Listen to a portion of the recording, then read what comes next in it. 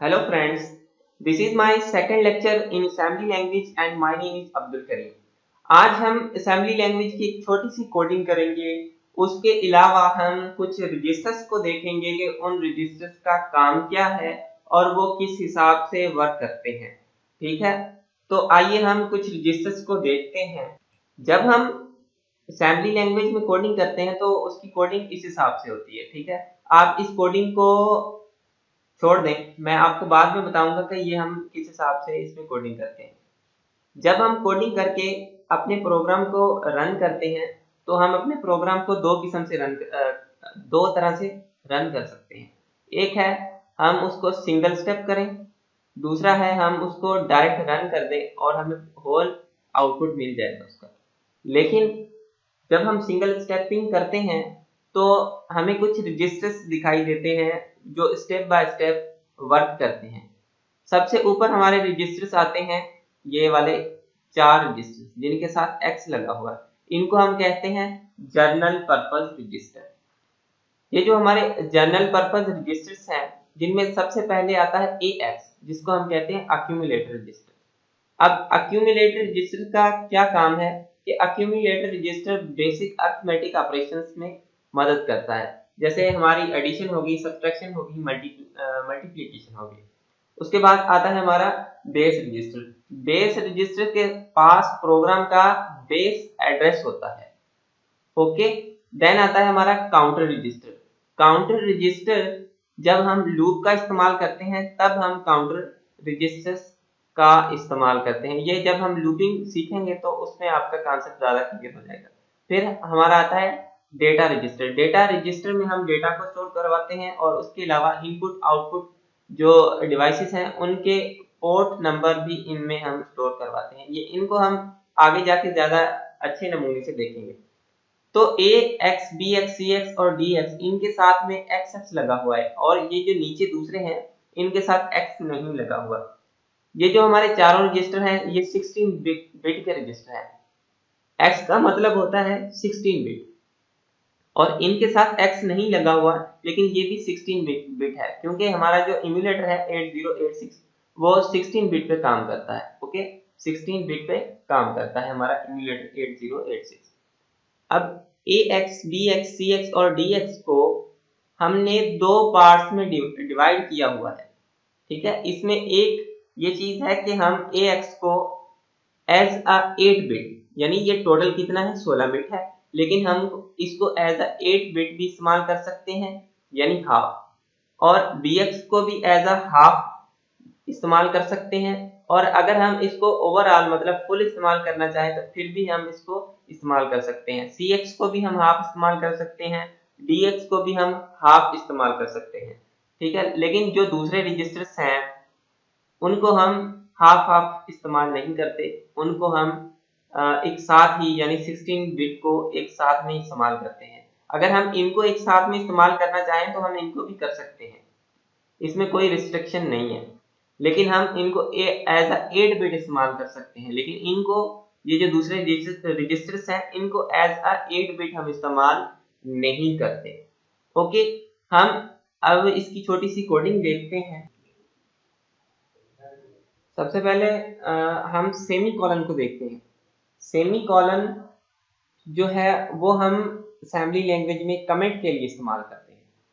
Right, हम C++ में क्या करते हैं कि हम डबल स्लैश लगाते हैं कमेंट के लिए। ठीक है, सी लैंग्वेज में डबल स्लैश लगाते हैं, लेकिन हम जब असेंबली लैंग्वेज में कोडिंग कर रहे होते हैं तो जब हमने अगर कोई कमेंट करना है यानी यूजर के लिए कोई कमेंट करना है तो हम सेमी कॉलन का इस्तेमाल करेंगे। सेमी कॉलन के बाद जो भी लाइन लिखी हुई होगी उसको एमुलेटर रीड नहीं करेगा।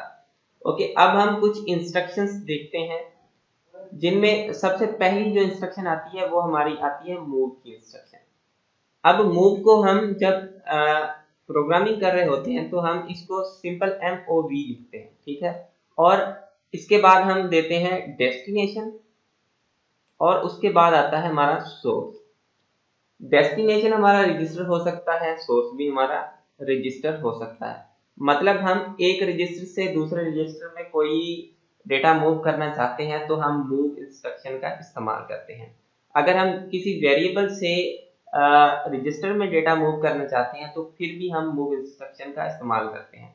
सपोज करें कि मैं कहता हूं कि मूव AX में हमारा 78 मूव हो जाए, तो क्या होगा कि हमारा जो AX रजिस्टर है यानी अक्यूमुलेटर रजिस्टर, उसमें 78 मूव हो जाएगा। अब हम इसकी कोडिंग करते हैं। सबसे पहले हमें कुछ डायरेक्टिव्स देनी पड़ती हैं, जिनमें आती है मॉडल स्मॉल डायरेक्टिव, ठीक है। फिर हमारा दूसरी डायरेक्टिव है हमारी डेटा, और हमारी डायरेक्टिव है कोड, ठीक है, कोड, ठीक है। उसके बाद स्टैक डायरेक्टिव है हमारी, जिसको हम स्टैक 100x लिखते हैं।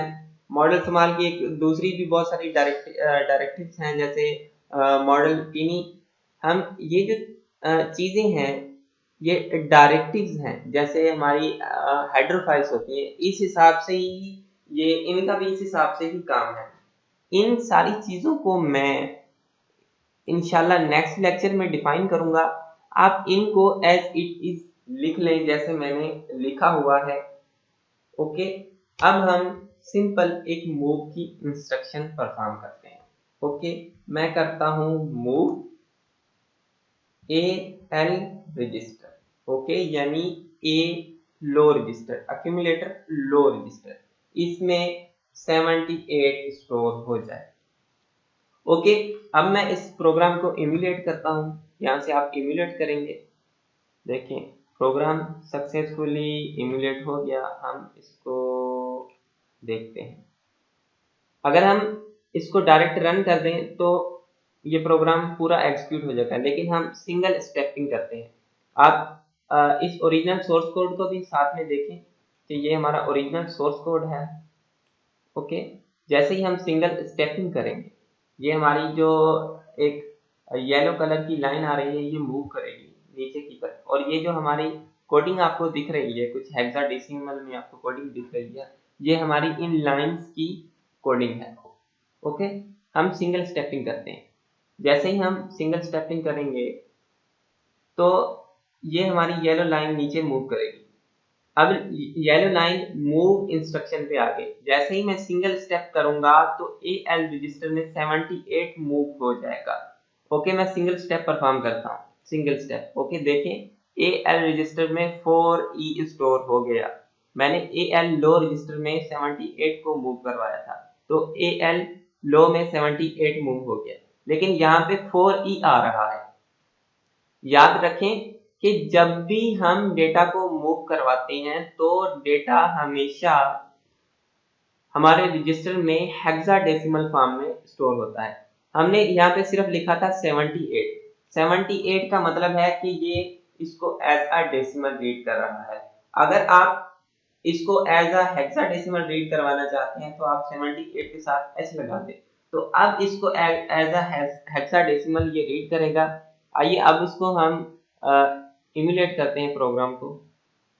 ओके, सिंगल स्टेपिंग करते हैं, हम मूव की इंस्ट्रक्शन पे आ गए। देखिए अब हम दोबारा सिंगल स्टेप करते हैं। आप यहाँ पे गौर कीजिएगा कि जो हमारा लो रजिस्टर है, अक्यूमुलेटर लो रजिस्टर, इसमें वैल्यू कौन सी स्टोर होती है। ओके, ये देखें आप 78 स्टोर हो गया, क्योंकि 78 हेक्साडेसिमल था तो ये hexadecimal as it is store हो गया। अगर हम डेसिमल नंबर देंगे तो उसको वो क्या करेगा कि उसको हेक्साडेसिमल में कन्वर्ट करेगा, फिर रजिस्टर में स्टोर करवाएगा, राइट। अगर हम इसको फुली यूज करना चाहें तो हम क्या करेंगे, AX, ओके, और मैं इसकी वैल्यू बढ़ा देता हूँ, राइट, 788। अब मैं इसको क्या करता हूँ, इम्यूलेट करता हूँ, सिंगल स्टेपिंग। ओके, ये येलो लाइन यहाँ पे मूव इंस्ट्रक्शन पे आ गई। मैं इसको दोबारा सिंगल स्टेप करता हूँ। देखें अब हमारे जो हमारा जो रजिस्टर है अक्यूमुलेटर रजिस्टर, वो हाई भी यूज हुआ है और लो भी यूज हुआ है। तो आप इस रजिस्टर को दोनों हिसाब से यूज कर सकते हैं। तो इस हिसाब से हमारा डेटा मूव होता है हमारे रजिस्टर्स में। आगे हम इसकी और भी कोडिंग देखेंगे और दूसरी इंस्ट्रक्शंस पढ़ेंगे जिनमें हमारी मूव इंस्ट्रक्शन हमने आज पढ़ी। आगे हमारी इंस्ट्रक्शंस हैं जिनमें ऐड इंस्ट्रक्शन है, हमारी सब्ट्रैक्ट इंस्ट्रक्शन है, जंप इंस्ट्रक्शन है, बहुत सारी इंस्ट्रक्शंस हैं जिनको हम वन बाय वन डिस्कस करेंगे। Okay, so thank you for watching this video. Allah.